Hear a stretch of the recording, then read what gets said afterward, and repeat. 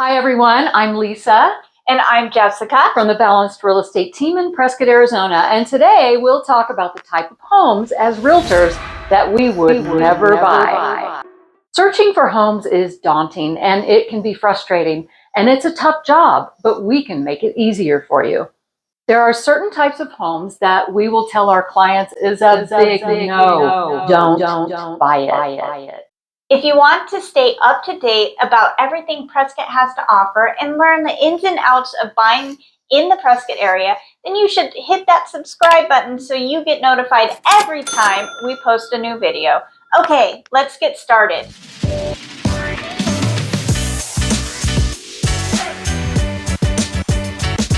We've helped many people over the years, and even in our own personal experience, we've looked at a lot of houses between working in real estate and even for ourselves, and we've seen a thing or two.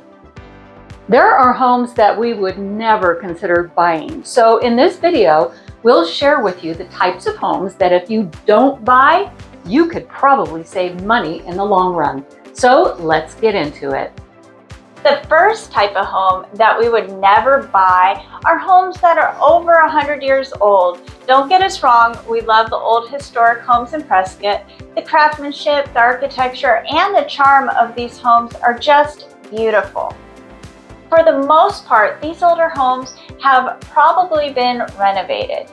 They've probably had multiple owners over the 100+ years, but there are certain things in these old homes that could be potential problems. We would never buy one because of this. So first and foremost is the plumbing and the electrical. When these homes were built, they were built with lead water pipes, and hopefully over the years and with multiple owners, these pipes have been replaced and updated. But you never know, maybe the pipes were only partially replaced, so for that reason, we wouldn't take the chance.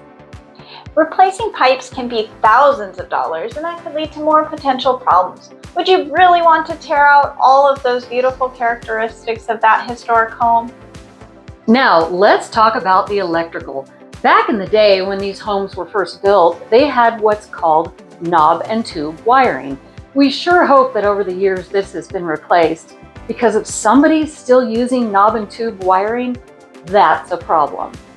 The potential issue is the type of wiring and how old the wiring is. And if the wiring was changed out prior to, say, 1950s or 1960s, the insulation on that wiring is made only to last about 70 years. So it's not the latest standards where the insulation on the wiring can last 100 years, and that's another potential problem. Can you imagine what it would cost to replace all the wiring and the insulation? Here's something else you may also want to think about. Asbestos was used to insulate the hot water pipes to protect them from touching the wood in the house and potentially causing a fire. There was also asbestos floor tiles, so that's another issue. And if you want to get rid of all of that stuff, it's expensive and hazardous. You have to hire an environmental professional to properly remove the asbestos so the home is safe to live in. Some other issues with these old homes? We've seen homes with dumbwaiters and laundry chutes. Of course, these features are super cool and charming, but they could be dangerous. Could you imagine if your kid or your grandkid thought they were really cool too and try to go down the laundry chute? It may not be too cool once that kid gets stuck in there. Really steep staircases can be a bit dangerous as well. They're hard to navigate, and one misstep and you could end up at the bottom with some broken bones. Low ceilings are another thing. These days it seems like people are growing taller, so can you imagine Uncle Tom, who's 6'5", trying to walk around in your home? Non-working fireplaces are another thing. You may have old gas lines, and this could certainly be a concern. My husband and I redid a home that was built in 1959, and we removed all the gas lines in the home and capped the line at the street. So now this home is just on electric, which we also completely redid, so there would be no issues down the line. The next type of house we would never buy is one with underground oil tanks. Every once in a while, you'll find a home with a decommissioned oil tank. Check with your state or town and see what the regulations are as far as what's required to decommission a tank. More than likely, you'll need to contact a contractor to safely remove the tank and ensure compliance with regulations, and you may need to get a permit to remove that tank. If there's any oil in the tank, it will need to be pumped out. A contractor will use an explosion-proof pump to extract any remaining oil or chemicals. The tank should be cleaned internally and then filled with concrete, sand, or slurry. If there were any pipes connected to the tank, the pipes will also need to be detached. Soil samples should be taken from around the tank to monitor for contamination. A licensed service provider should certify the decommissioning and perform a test for contamination in the soil. We would hesitate to buy this house because you never know if the soil is really clean. There could be that slight chance that there was a leak somewhere in that tank, that wherever they tested or whatever portion of the soil that was tested may not have been contaminated. It could have affected other parts of the tank where the oil could have leaked. So you could be asking for trouble, and it will cost a lot of money to remediate that soil. The next type of house that we might not ever buy are houses that were flipped by an LLC. Now, we're not saying that they're all bad, but sometimes private investors want to get into the real estate business and make quick money. And we totally get it, but a lot of these flippers are inexperienced and they hire inexperienced contractors who do a poor job at flipping homes. A big red flag when we walk into these homes that have been flipped is the cosmetic aspects of the home. Maybe the molding is uneven, there may be unevenness in the flooring, the paint job is bad, and more. And we're sorry, but this is a telltale sign that a flip was done poorly, and these are huge red flags. The owner more than likely was rushing because they wanted to flip the house to capitalize on the market and make some fast money. And we get it, everyone is entitled to do that, but think about it. What about the stuff behind the walls that didn't get fixed? I personally know someone who bought a flip, and yes, he had a home inspection, which is great, but a home inspector can't tear down walls to look at what's going on.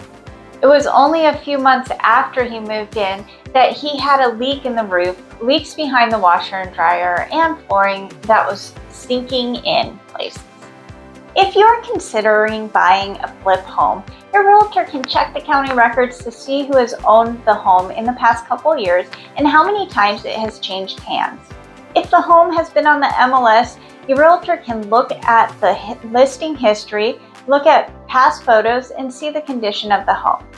If the home was sold and then listed again for sale in 6 months or less, this could be a sign of a flip. The last type of a house we would never buy is homes with over-the-top custom features. You may walk into a house and you see this huge fish tank built into the wall and you think, wow, that's the coolest thing I've ever seen. Or there could be a secret hideaway room in the house. Or you can have an over-the-top man cave with all the sports memorabilia you could ever want. It may be cool for a while, but more than likely you'll get bored with it and want to change it, and it's gonna cost you money.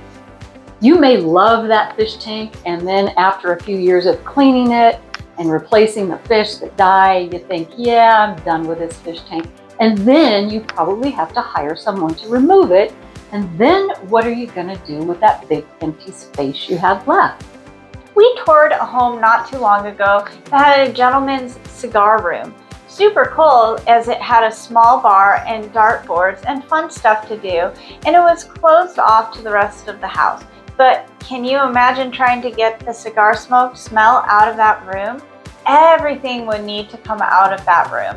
Sometimes to get rid of the smell, drywall, insulation, and AC venting may need to be replaced. Not to mention, you would have to repaint the entire room. Here's a little tip to save some time if you come across these homes and you want more information about them. By law, the sellers must complete a seller's disclosure document, so ask your agent to obtain it from the seller's agent.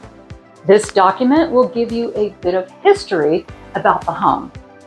The homeowner has to fill out 8 or 9 pages of questions related to the home's history and if there have been any updates to the home, like a new roof, new electrical, termites, and a lot of other helpful information.